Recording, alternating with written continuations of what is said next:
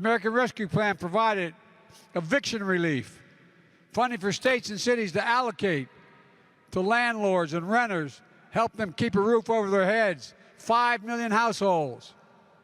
Remember those long lines you'd see on the television? People lining up in all kinds of vehicles just to get a box of food in their trunk. How quickly we forget. People were hurting. And what did the MAGA crowd want to do? Forget it. Forget it. God, this is the United States of America. The idea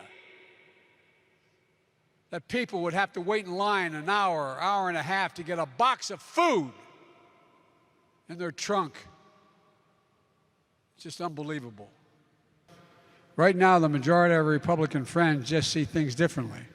They don't want to solve inflation by lowering the cost. They want to solve it by raising taxes and lowering your income. Now, you think I'm making this up. If I didn't see the actual document, I'd think I was making it up. I think it's good, a good thing when American families have more money in their pockets. American workers deserve a raise. All this concern, wages went up 5%. Oh my God. I thought that we're supposed to see happen. The Republicans in Congress have proposed a plan that will make working families, American families, poorer. Now, I'm not usually just discreet about my Republican friends. I've got along with a lot of them, used to anyway. More buildings, more territory has been burned to the ground this year than an entire state of New Jersey, from New York all the way down to Virginia. The entire state of New Jersey. One of the things I want to put to rest, everybody looks at me and says, have you ever been on a farm? And I remind them that what nobody knows. I come from the state of Delaware. I represented Delaware for 36 years in the United States Senate before I became vice president.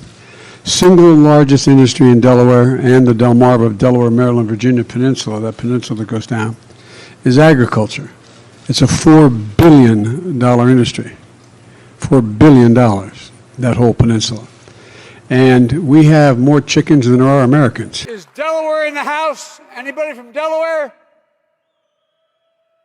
Holler loudly, man, because I want to see you after this is over. Folks, please.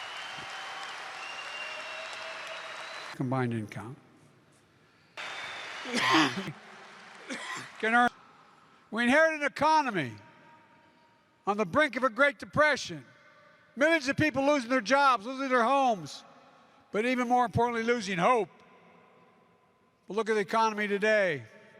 He's heading to the airport when we get to Air Force One. He's heading to Germany, to the G7. That is all the democracies in Europe getting together and their agricultural teams getting together. The only nation in the world that has come out of every crisis stronger than we went in it. Every single time, regardless of what it was. No other nation has done that. It's one of the reasons why in some places we're called the ugly Americans. We think we can do anything. We know we can do anything. We know. This nation leads the world. We stand up for freedom. I know folks are concerned about inflation. I come from a family, and I mean this sincerely like most of you, where the price of gasoline went up significantly, the price of food went up. That's what we talked about at the dinner table and the kitchen table. It meant a lot. We felt it. We felt it. I understand. That's why I've got a plan to lower the cost for everyday things that make most people who work to have, who need. And that would have fundamentally changed the standard of living if we just made things more affordable. There's more than one way to deal with the impact on a family than what we're doing, and we're going to beat inflation. But beyond that, it's all about the quality of life. And so there's so many things we can do that don't do anything other than make the country better and don't cost the taxpayers more money if we just decide to be fair. And we're beginning to see the effects of unions and the impact on everything from what you see going on in Ukraine right now.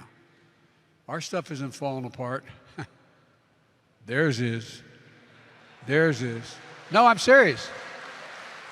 My Republican colleagues say these programs to help the working class and middle class people, they say that's why we have inflation. They're dead wrong. Under my predecessor, the great MAGA king, the deficit increased every single year he was president. The first year of my presidency, the first year, I reduced the deficit, literally reduced the deficit by $350 billion. First year. What I love that Rick Scott just said is that he's lying about reducing the deficit. I agree. That's exactly the truth. I grabbed onto that because he's saying, look, we're reducing the deficit. Well, all of that spending came under the Trump administration, but he said it specifically, we are cutting the deficit. That's not true. Those programs are ending. If anything, they've made inflation worse by proposing more spending. But luckily, they've gotten pushback on a lot of their new spending. But even with that $360 billion decline, Brianna, experts I spoke to still scoffed at the idea that President Biden is personally responsible for having reduced the deficit. In fact, told me that this claim is almost bizarro world, a reversal of reality. The deficit was expected to fall by more than $360 billion at the time President Biden took office. In fact, at the time, the nonpartisan Congressional Budget Office had projected that the deficit would fall by more than $870 billion in 2021 if President Biden did not implement new policy. Then President Biden came in and, like most presidents, Brianna, did new policy. There's a $1.9 trillion. If someone came along and said to my dad, I can guarantee that your salary is going to go up $500 a year every year for the next 10 years, or we can make sure your kid can go to college with a lot cheaper than it costs now. I can make sure your cost of electricity and energy in your home is down, not up. I can make sure that you're going to be in a position where you're going to have the roads in front of the house are going to be paved. What do you ask for? My dad would say, all the rest relates to my standard of living. That's what middle-class folks are concerned about. No one making less, no one making under $400,000 a year, I promise you, will pay an additional penny in federal taxes. I said that in the beginning, and I've kept that commitment.